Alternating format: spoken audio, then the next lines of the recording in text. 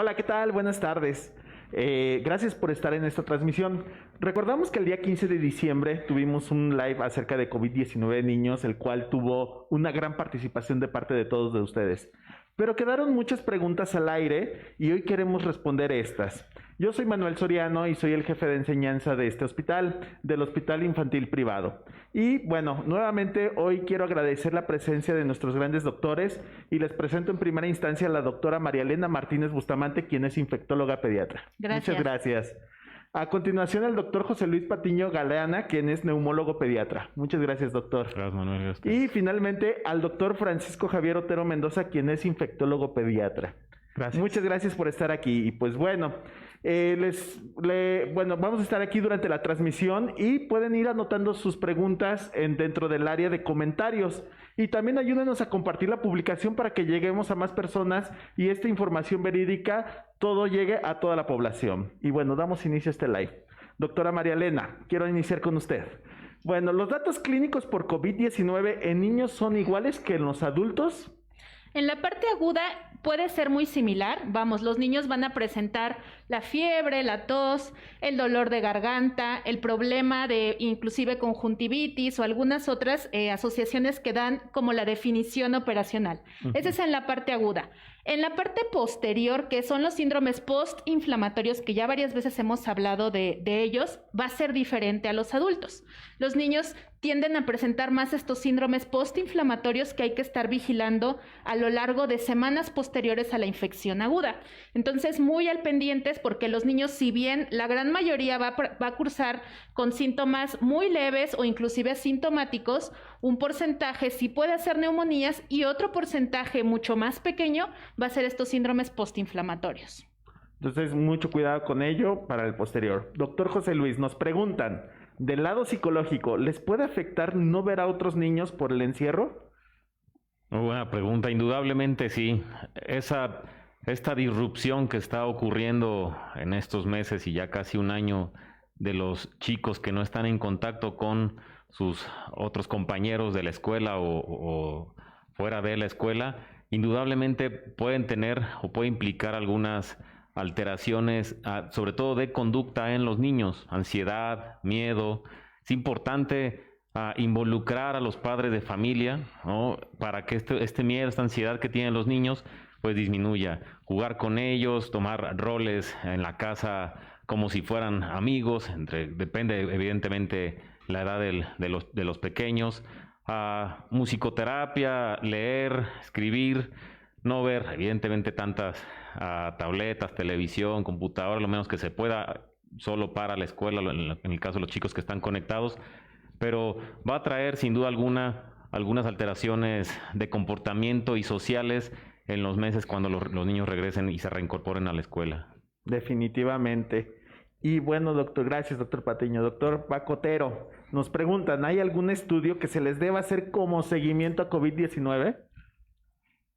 Bueno, aquí hay que tomar en consideración cómo fue la enfermedad inicial.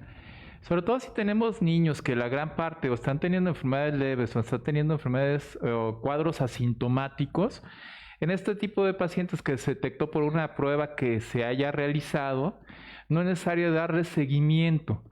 Solo algunos pacientes, y esto aquí el doctor Patiño es experto, de niños que hayan tenido un cuadro de enfermedad grave, en donde haya habido una afección pulmonar, entonces en estos casos sí se requiere un seguimiento para evaluar cómo van a estar funcionando esos pulmones en los próximos meses.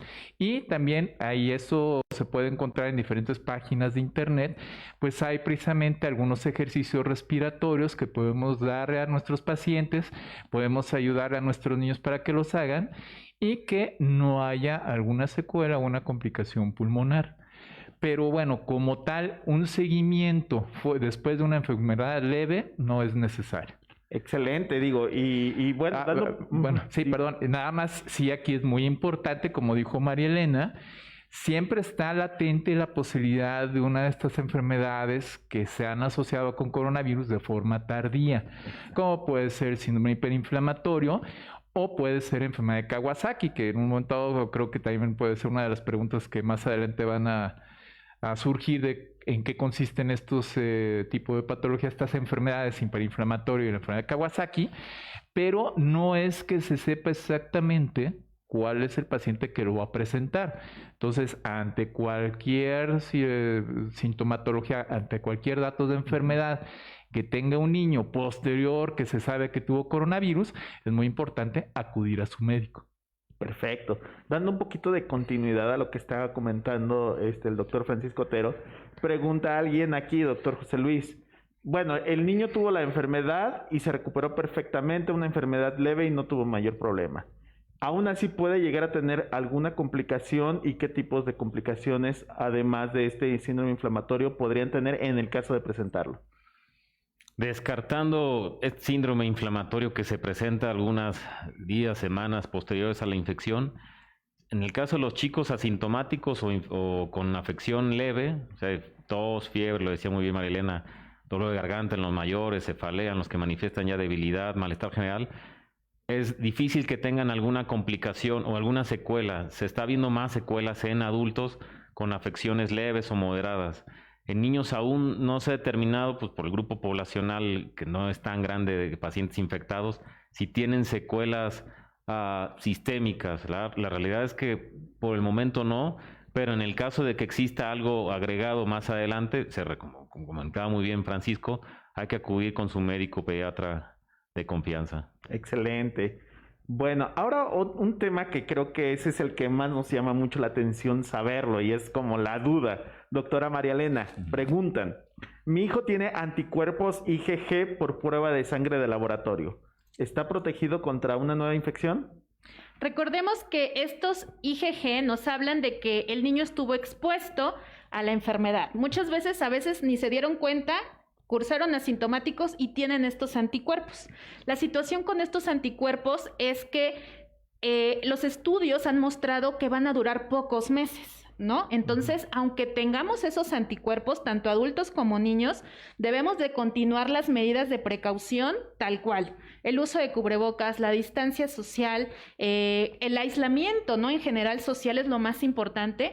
Entonces, no nos confiemos en que aunque tengamos esos IgGs, ya estamos exentos de un proceso nuevo. Recordemos que los virus mutan y mutan mucho y es lo esperado en cualquier virus. Entonces, mucho cuidado con eso. No olviden esos puntos tan importantes. No porque haya tenido la infección, es un llamado para que puedan salir. Aguas con eso. Nuevamente regresando otra vez al punto, porque me va llegando la pregunta en ese momento, ¿sí? Doctor José Luis, tuvimos COVID-19. ¿Es importante hacerle a mi hijo algún chequeo post-COVID? Pues lo comentaba Francisco y María Elena, si tiene síntomas el paciente pediátrico, pues lo ideal es que sí acudan o pregunten con su médico pediatra y le digan los síntomas que tiene el paciente. Un chequeo post-COVID, pues resulta ideal, ¿no? Sobre todo con estos síndromes inflamatorios que se pueden agregar más adelante, Kawasaki, síndrome PIMS, que no se agrega en ese momento agudo, pues sí se agregan o semanas después, y algunas manifestaciones sistémicas que puedan tener los chicos. Por eso es muy importante estar al pendiente las semanas subsecuentes después de la infección aguda, si el paciente tiene síntomas. Si está asintomático, pues queda decisión de los padres, hay que consultarlo con su pediatra, pero pues lo ideal es que con todo lo que hemos estado observando ya casi a transcurso del año de la pandemia, lo ideal es que sí tengan una revisión posterior a la infección. Muy bien, gracias, doctor. Nuevamente, doctor Francisco, ahora, hace ratito nos comentaban diferencia entre COVID de niños y adultos. Sí.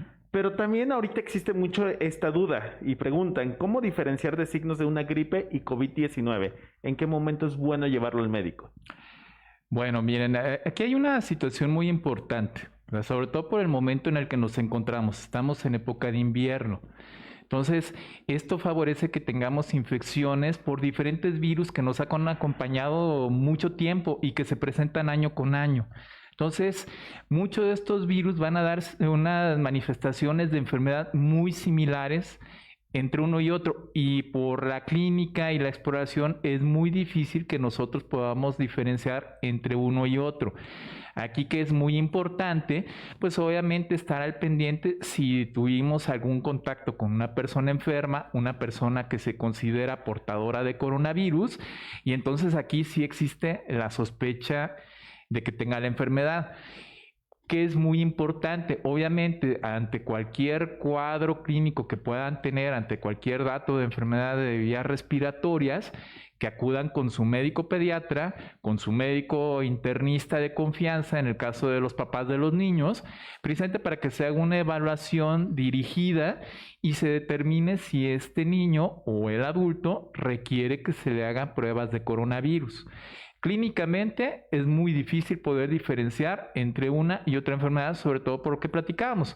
Afortunadamente, en la mayoría de los casos en el niño, la enfermedad es una enfermedad leve y es un cuadro catarral, es un cuadro de estornudos, moco, tal vez un poco de malestar. Puede haber fiebre, no necesariamente de alto grado, no fiebre alta, pero sí se tiene que evaluar por su médico pediatra pues, para tomar las decisiones pertinentes. Perfecto, muchas gracias. Doctora Marilena, esta pregunta es más como de mito o realidad. Entonces dicen, el tipo de sangre, influye en la gravedad de COVID-19, ya que se ha leído que en las A se ponen más graves, de acuerdo a esta persona. Fíjate que me puse a revisar lo último que había y sí hay unos estudios multicéntricos que avalan esto. Ahora, nos hemos puesto los mexicanos en general mal, con todo y que nuestro grupo predominante es cero positivo u O positivo como lo conoce la gente. Entonces, más que preocuparnos por el grupo sanguíneo, creo que nos tenemos que enfocar en los datos que ya sabemos que hacen la diferencia. Ejemplo, el modificar la parte del peso, del sobrepeso y la obesidad, creo que es un punto súper importante y si se conoce con algún tipo de comorbilidad, tratar de controlar esa comorbilidad, diabetes, hipertensión, porque eso es lo que sí sabemos que está haciendo la gran diferencia. Actualmente y desgraciadamente, mucha gente que está grave en los hospitales es gente de mediana edad, 30, 40, 50 años, que la diferencia justo es esta comorbilidad, no tanto la edad. Entonces, igual pasa con nuestros niños. Nuestros niños también hemos visto que niños con sobrepeso y obesidad se ponen más graves de los que son previos sanos, ¿no? Entonces, sí es un dato que está ahí específico con el grupo A, pero no nos enfoquemos tanto en eso, sino en lo que ya sabemos, claro, sobre todo que agrava más. Las medidas generales y entre ellas también evitar el sedentarismo, porque si bien ahorita nuestros niños están sentados viendo tablets o televisiones o videojuegos, también es importante la actividad física, mejora mucho la parte pulmonar, etcétera, el pronóstico también. Claro. Doctor José Luis, preguntan, ¿es verdad que los niños son súper contagiadores de COVID-19? Eso es algo que se ha venido preguntando desde el inicio de la pandemia. Es un virus. Los virus se transmiten evidentemente por contacto directo y por algunos objetos donde pueden quedar por varias horas, o se ha visto que en caso de COVID varios días, dependiendo de la superficie del objeto. Y los virus, esto no es nuevo, cualquier virus es más contagioso. El niño tiene más carga viral en una infección aguda, sobre todo cuando tiene síntomas. Evidentemente la carga viral en los niños es mayor que la de los adultos. Este virus es un poco diferente, viene a romper tal vez ese esquema porque los pacientes adultos se ha visto que también son igual o más contagiosos que los niños, dependiendo de esa famosa carga viral, que es difícil establecerlo clínicamente, pues si tenemos síntomas, pues no sabemos cuánta carga viral tengamos o no, a menos de hacer algún estudio específico. Doctor Otero. Sí, miren, aquí pasa un fenómeno muy interesante y esto es por el aislamiento que se ha tenido y que los niños toman clase a la distancia, que están en las casas, el internet, la tablet. Si nos remontamos a las temporadas de influenza de años previos, los niños son los que llevan el virus a la casa. ¿Por qué? Porque están en la escuela, lugares cerrados, contacto muy estrecho. Entre uno y otro se transmite fácilmente el virus y llevan el virus, de influenza me refiero, al domicilio. En estas circunstancias de coronavirus es diferente. ¿Por qué? Porque el adulto es el que tiene que salir a trabajar, el adulto es el que está en el contacto cerrado, en lo que es en los trabajos, en el transporte público, en las oficinas, y el niño es el que está en casa. Por eso es más frecuente en estos tiempos que el adulto sea el primero que se contagia, llega al lugar cerrado, bajo el mismo techo, y contagia a los niños. En un momento dado, por eso ahorita la estrategia de la Secretaría de Salud es la que se ha mantenido de forma apropiada. El niño en la casa para evitar precisamente estas formas de contagio, que el niño pueda adquirir la enfermedad, como dice el doctor Patiño, y entonces también la diseminen más fácilmente, sobre todo porque muchos de nosotros tenemos contacto con personas de la tercera edad en nuestro domicilio. Oye, bueno, aunado todo esto, mencionan que muchas escuelas, bueno, en muchos estados o algunos estados van a regresar los niños a la escuela. Pero ¿cuándo es el momento ideal realmente para regresar a la escuela? Es un poco difícil, sobre todo en este momento que estamos teniendo el pico de la pandemia, en ese segundo brote invernal. Es un poquito difícil poder determinar. Claro que hay algunos estados en donde precisamente el semáforo que se ha estado manejando es de diferentes colores. Podría asumirse que en un estado donde el semáforo está en color verde, en donde la cantidad de contagios es mucho menor, podría ser más seguro que pudieran asistir a clases. Pero todavía hace falta tiempo para poder determinar que hay una manera segura para regresar, porque finalmente estamos en un momento en donde hay mucha circulación todavía de la gente de estado a estado y puede favorecer el regreso de los niños en este momento, brotes en esos estados que teóricamente están controlados el virus. Entonces, para que no haya confusión entre la misma gente, que esto a veces nos puede conflictuar mucho, semáforo rojo en un estado, semáforo verde en otro, naranja en otro, porque muchos están cerca, inclusive aquí de la Ciudad de México. Lo idóneo sería que se manejara de forma estándar en la República. Pero bueno, esa parte se la dejamos a nuestras autoridades de Educación Pública y de la Secretaría de Salud. Muchas gracias. Doctora María Elena, de pronto esa es una de las llamadas más constantes que tal vez recibimos los pediatras. Tengo un bebé recién nacido y somos positivos a COVID. ¿Qué es lo que tengo que hacer? O sea, ¿cómo lo voy a cuidar? Sí, es muy frecuente y casi siempre se toman decisiones erróneas. Por el miedo normal de cualquier papá de contagiar a nuestros hijos, ¿qué hacemos? Si alguien de los papás sale positivo, corremos a que el bebé lo cuide alguien más. Y casi siempre si alguien más resultan los abuelos o alguien de factores de riesgo mucho más amplios que los propios papás. Recordemos que el virus es súper fácil que se contagie el núcleo familiar. Entonces, si alguien del núcleo familiar está positivo, tenemos que asumir que el resto de la gente que vive en la casa va a estar positiva. Aunque no tengamos una prueba positiva de PCR, ¿no? Porque esa es otra cosa. Corremos a tomar una prueba de PCR, está negativa y sí, me siento seguro y me voy a otro lado. Ese núcleo familiar, cuando haya alguien positivo, quédense en aislamiento todo ese grupo familiar. Obviamente, el uso de cubrebocas cuando alguien ya se sabe positivo dentro del grupo familiar favorece a que esa carga, ¿no? Hablando de cargas virales, no sea tan amplia en el resto de la gente que vive en la casa. Pero si, por ejemplo, vivimos en una casa, ambos padres, ambos niños, ese uno con que esté positivo un adulto, los demás quedándose en la misma casa con el uso de cubrebocas, obviamente quien pueda, sobre todo los adultos, pero no correr a esparcir la enfermedad. Sí, mucho cuidado con eso también. Sí, totalmente importante esto para que lo tomen en cuenta y también no dar nosotros malos consejos que puedan afectar, ¿no? Claro. Doctor Paco Taero, nuevamente, ¿cuánto dura una PCR positiva y cómo saber que la persona ya no es contagiosa? Bueno, normalmente es una pregunta complicada, te voy a decir por qué, Manuel. Miren, lo que sí es un hecho y está bien demostrado, una persona sana, o me refiero cuando menos a alguien que no tiene un tratamiento que le altera sus defensas, es contagioso durante 15 días. Entonces, si yo tengo sintomatología o yo tengo una prueba positiva, debo de esperar 15 días en aislamiento en mi domicilio para no diseminar, como bien decían, la enfermedad. El problema es en las pruebas que se toman, que las toman de control, ¿Por qué? Porque hay algunos pacientes, inclusive niños sanos o adultos sanos, que se sigue tomando la prueba y se detectan algunos viriones todavía que ya no son, bueno, se detecta el virus que ya no es viable, que quedan algunas partículas, por llamar de alguna manera, en la nariz, en la garganta. Tomo la prueba y mi resultado puede estar positivo. Y hemos tenido niños que tienen el resultado positivo durante 3 meses. Entonces, lo que es un hecho es que en un paciente que es previamente, en un niño que es previamente sano, un adulto que es previamente sano, no es necesario tomar pruebas de control para que se negativicen o yo pueda regresar a mis labores de trabajo o el niño se pueda integrar a la vida familiar dentro del mismo techo, claro. Con 15 días de aislamiento es suficiente, pero las pruebas pueden durar positivas más tiempo y no es necesario repetirlas porque eso nos puede confundir. Totalmente de acuerdo. Muchas gracias. Doctora María Elena, ¿por qué la nueva variante, esto es como un mito realidad nuevamente? O sea, ¿por qué la nueva variante de cepa de COVID afecta más a los niños? En realidad lo que se sabe hasta ahorita de la nueva cepa, que paréntesis, hay varias cepas nuevas, nada más que esta se volvió como más famosa que el resto de las cepas.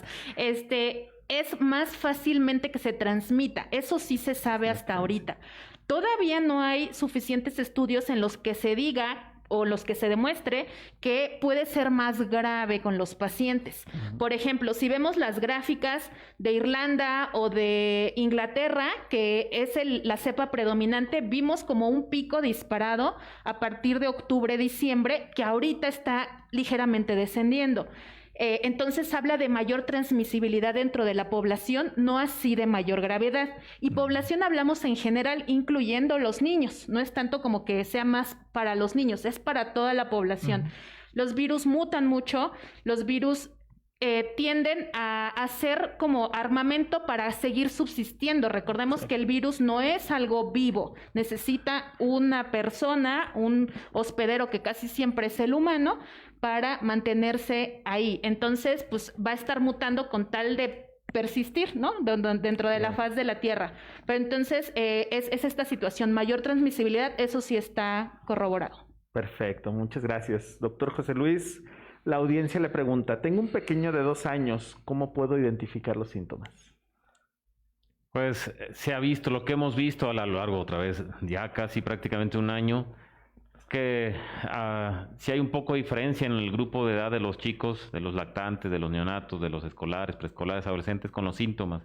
Evidentemente los menores de 2 años, estamos hablando de este grupo de lactantes, pues no van a manifestar síntomas, cefalea, dolor de garganta, debilidad, pero sí tenemos síntomas más comunes. Los más comunes son infecciones, lo hablaba muy bien ya Elena y el doctor Otero, de las infecciones respiratorias, tos, fiebre, que a veces no es tan alta como se describía en un inicio, o malestar, congestión nasal, un poco de rinorrea, estornudos, o en lactantes hemos visto más la asociación también con síntomas digestivos, que lo mencionaba Elena al inicio, vómito, diarrea, y algunas manifestaciones cutáneas también que aparecen al mismo tiempo de la sintomatología aguda, que pues también pueden desencadenar o uno sospechar otras enfermedades.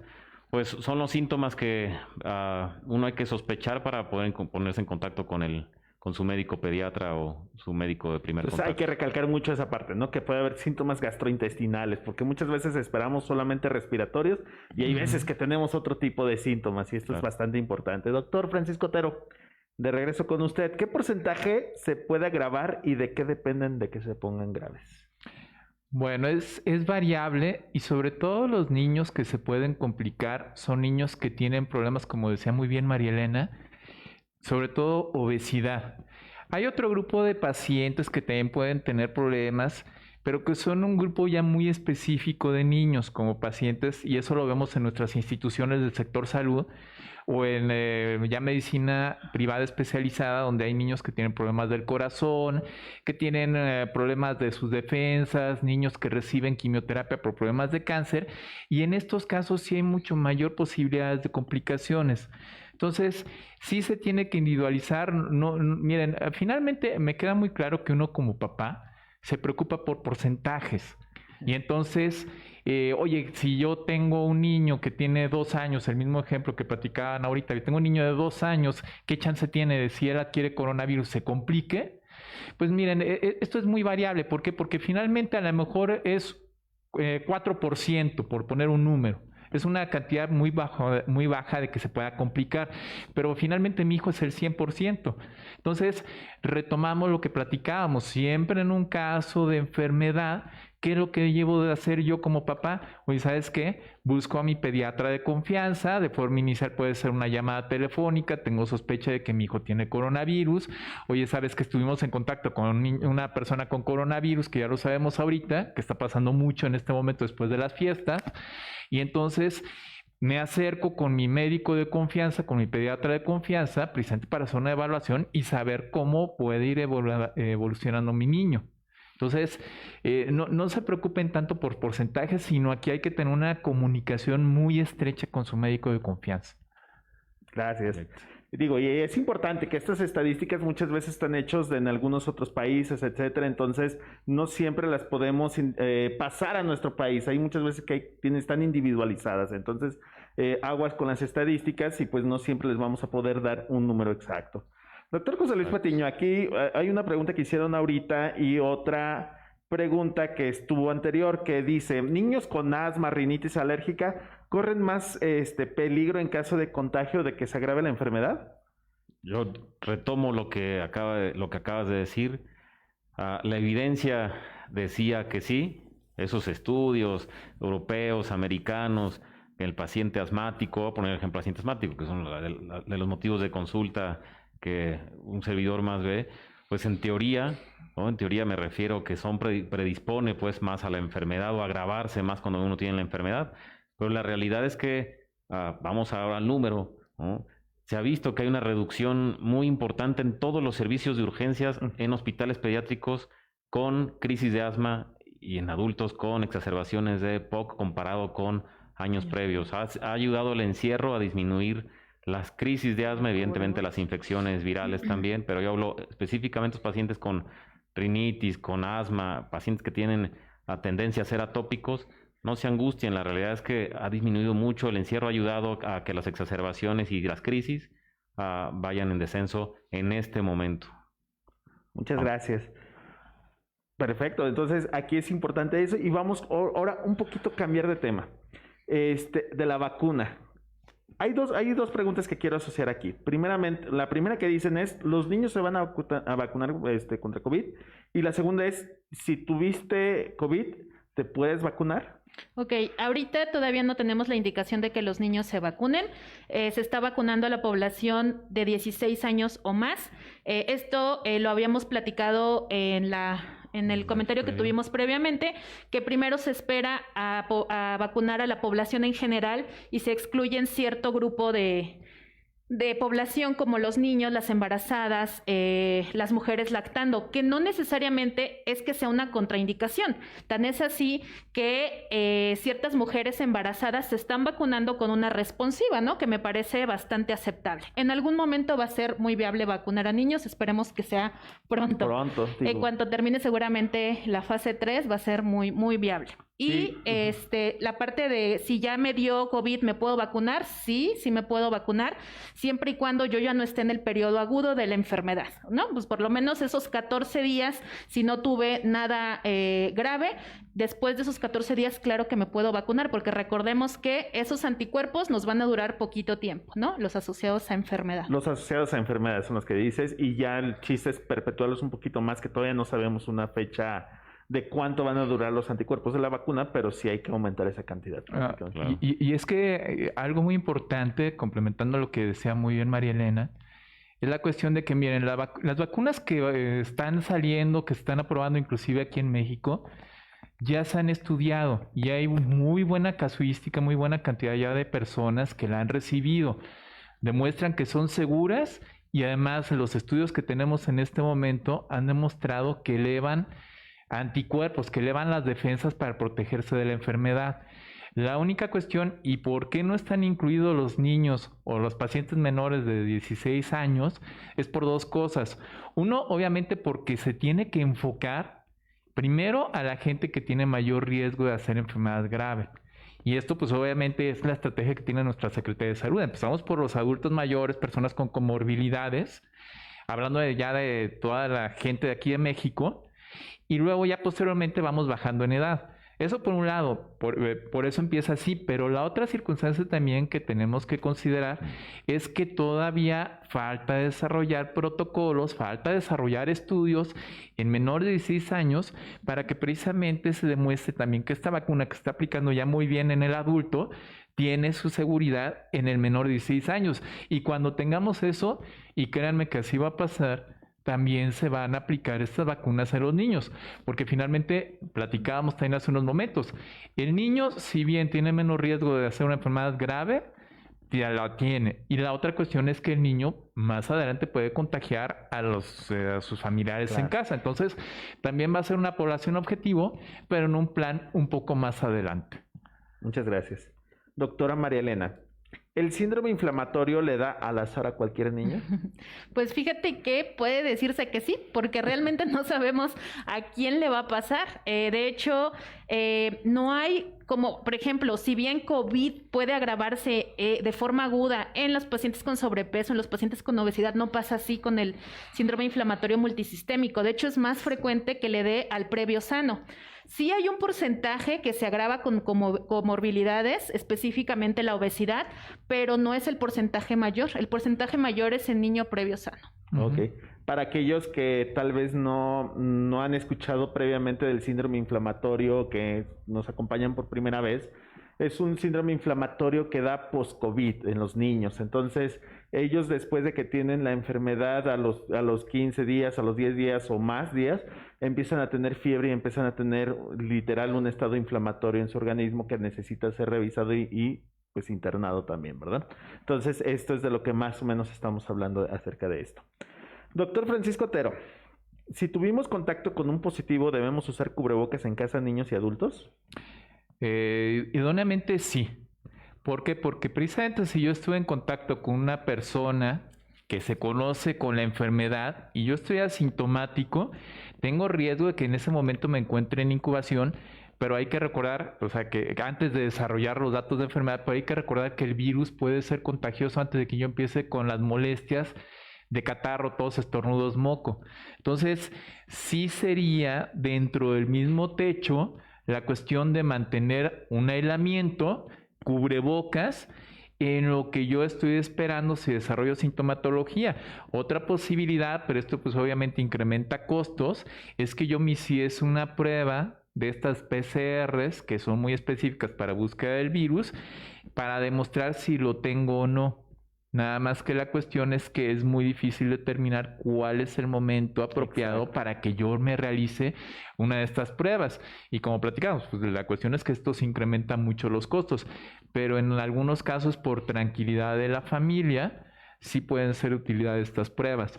No a todos se les puede hacer la prueba de antígeno porque esta prueba de antígeno que se está poniendo mucho en boga, hay que recordar que es útil nada más cuando la persona tiene sintomatología, que tiene datos de la enfermedad activa. Si no tiene datos, las pruebas de antígeno van a ser negativas.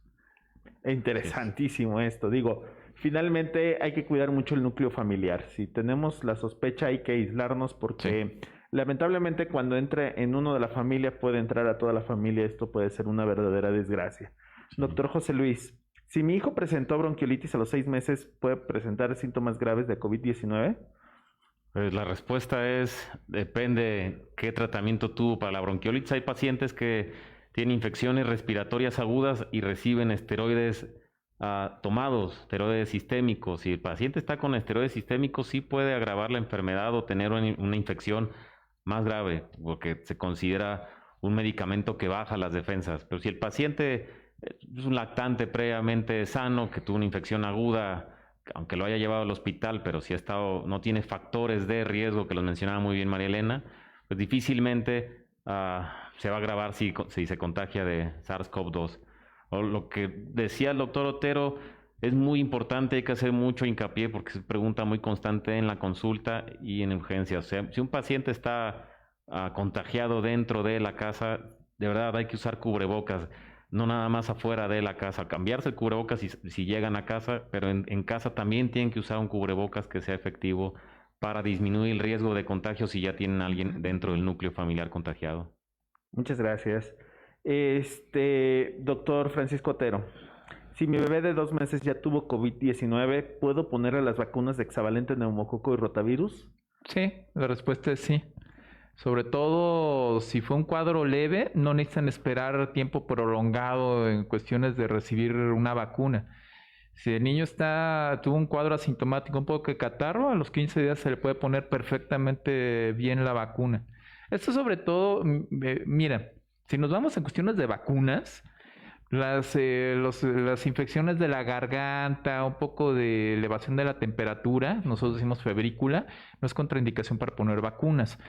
Pero en estos casos de coronavirus, para no digamos que quedar un poquito con el estrés de, oye, y sabes que empezó a hacer fiebre después de la aplicación de la vacuna, ya fue el coronavirus o es la aplicación de la vacuna que me está dando fiebre, sí pueden esperarse 1 o 2 semanas tras la infección de coronavirus para administrar las vacunas. Excelente.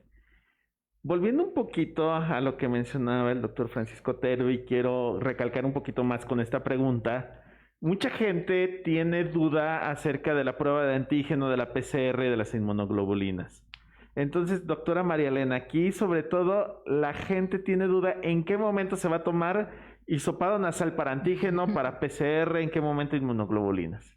Ok, de entrada es muy importante que si sospechamos la infección y tu médico te está indicando la prueba, en fase aguda nos sirven 2 pruebas, que es la de PCR y la prueba rápida de antígeno, ¿sí? Ambas se toman de la mucosa nasal. Ahora, si hay síntomas, es mucho más factible que funcionen las dos con una sensibilidad muy similar. No así, si por ejemplo el clásico de tuve contacto y me quiero tomar una prueba, ahí sí la de antígeno no nos sirve absolutamente para nada. Y ya como en retrospectiva, si quiero saber si tengo anticuerpos, por ejemplo, en la parte pediátrica nos sirven estos síndromes inflamatorios, tomamos anticuerpos para ver si hubo este antecedente de contacto, ahí nos sirven las pruebas rápidas de anticuerpos o las pruebas directas de sangre que se llaman ELISAs para tomar anticuerpos, ¿no? Que son mucho más sensibles. Pero entonces siempre apóyenlo con una indicación médica, ¿no? Claro. Porque si no, corremos a hacernos las pruebas que están, pues sí, a la mano de todos, pero a veces no sabemos cómo interpretarlas. Entonces, para interpretar una prueba de laboratorio se requiere un médico. Y sobre todo que ahorita las están vendiendo como panacea, o sea, sí. Cualquier persona en la población puede comprar un antígeno y hacérselo en casa sin saber la interpretación, sin saber la indicación, y finalmente mal hecho y solamente lastimándose, o finalmente también si eres positivo y no te sabes realizar la prueba de manera adecuada, te puede dar un falso negativo. Entonces, sí háganlo con indicación y de preferencia con alguien que sepa también realizar la prueba. Doctor Patiño, ¿los niños también se deben que tomar la oxigenación? Pregunta todos los días si alguien del núcleo familiar está contagiado, quieren saturar al niño también 3, 5 veces al día. La respuesta es no, si no tiene síntomas respiratorios. El niño se ha visto que sí no es un adulto pequeño, es diferente al adulto, por lo menos en SARS-CoV-2, en COVID-19. Si el paciente si tiene síntomas respiratorios, ok, para tranquilidad de la familia, tiene un oxímetro a la mano, no significa que hay que comprar uno, ok, lo pueden saturar, monitorizar 3, 4 veces al día, pero si el niño nada más está asintomático o tiene síntomas leves, resfriado, como decía muy bien, o diarrea, vómito, pues no es necesario, no hay que alarmar, no se angustien papás, solamente si el paciente si sus hijos tienen síntomas respiratorios y hay alguien más, sobre todo con una afección respiratoria también, ahí lo pueden saturar por tranquilidad, pero de entrada la respuesta es no. Muy bien. Digo, algo también importante, poquito a poquito, quiero retomar una parte aquí de los niños que son muy maleables en ese aspecto, ¿no? Que les puedes enseñar también a veces desde temprano. Digo, hay veces que el niño para que se pueda saturar, digo, aunque si bien ya escuchamos la indicación, Los niños muchas veces cuando hacen una práctica repetitiva la aprenden bien, como el uso de cubrebocas. Ellos se los pones y lo usan mejor, hasta mejor que nosotros. Les pones el oxímetro y conforme... Lo que pasa es que el oxímetro cuando lo pones tiene que tener el dedito sin movimiento. Entonces los puedes ir enseñando a veces desde antes y eso te va a ayudar mucho por si en algún momento se llegara a requerir. Sí. Bueno, ya la última pregunta. Doctora María Elena o doctor Francisco, ¿quién la quiere contestar? ¿Es seguro operar a mi hijo de cirugía electiva en estos tiempos de pandemia y qué riesgos hay?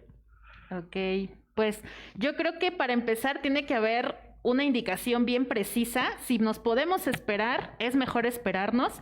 Si por alguna circunstancia ya nos esperamos porque estamos de acuerdo que esa cirugía electiva puede ser desde hace un año la elección y en algún momento se pueda complicar, tiene que tener el cirujano bien claro el protocolo para ingreso a un hospital, ¿no? Que ya es rarísimo que un hospital no tenga un protocolo bien establecido para asegurarse que el niño no está en un proceso de infección activa por COVID-19, que sabemos que la misma cirugía, por la respuesta inflamatoria que genera la cirugía, pudiera en algún momento agravar alguna infección que en otro tiempo hubiera sido asintomática. Entonces, aquí es muy individualizado la respuesta, hablarlo con el cirujano, hablarlo con el pediatra y entre todos tomar la mejor decisión para el paciente. Saber los protocolos hospitalarios que se estén llevando.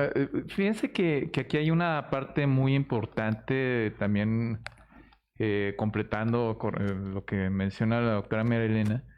Miren, desafortunadamente por tiempos de pandemia, sí hay algunas cosas que hemos empezado a diferir. Pero una de las que no podemos estar dándole tiempo son las situaciones de salud. Entonces, si es una cirugía electiva en donde el niño requiere algún manejo o inclusive un miembro de la familia, un adulto, pues hay protocolos ya bien establecidos, como decías, Manuel. Aquí en el Hospital Infantil Privado tenemos protocolos de seguridad para nuestros pacientes. Pueden acudir con nosotros precisamente para hacer las cirugías selectivas con el cuidado que requieren nuestros niños. Entonces pueden acudir con seguridad aquí a nuestro hospital. Excelente. Perdón, otra pregunta más que aquí está. Y sí me llama mucho la atención, bueno, más bien quiero aclarar mucho esto que se está mencionando porque se hizo un boom a nivel nacional. Y es que hay la expectativa de que los casos en niños aumentaron drásticamente. Pero esto lo están asociando a la nueva cepa. Entonces, la pregunta que hacen aquí como tal es, ¿han tenido datos si se están incrementando el COVID en niños?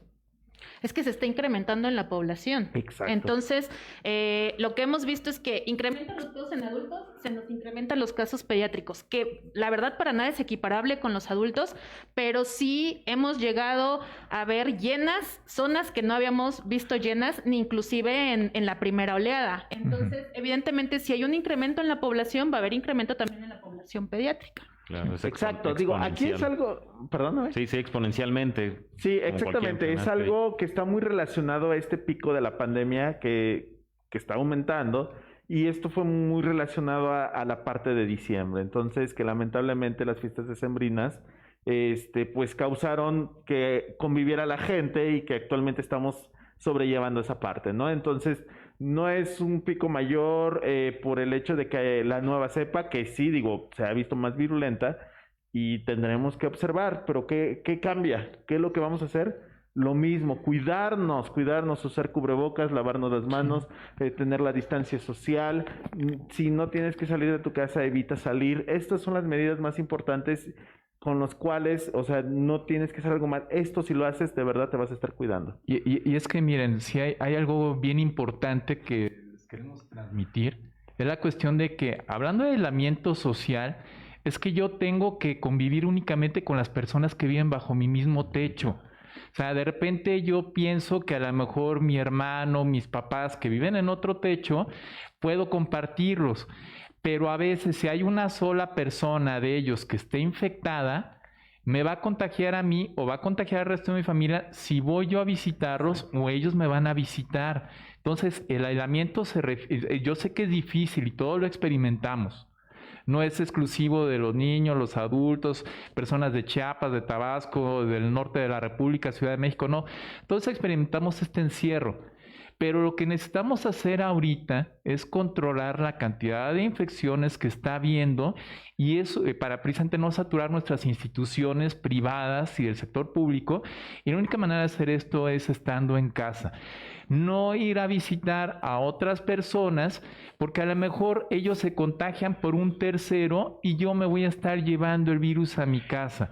Y el problema es precisamente yo ahorita me infecto y es ir a buscar dónde tengo la posibilidad de atenderme. Entonces, lo que es el aislamiento en el domicilio es sumamente importante. Exacto, digo, y además estamos en una escasez de oxígeno tremenda de medicamentos. y de medicamentos y también de concentrado de oxígeno de cualquiera. Entonces, Terrible. también encontrar hospital no es sencillo, mejor quedémonos en casa, es mucho más seguro.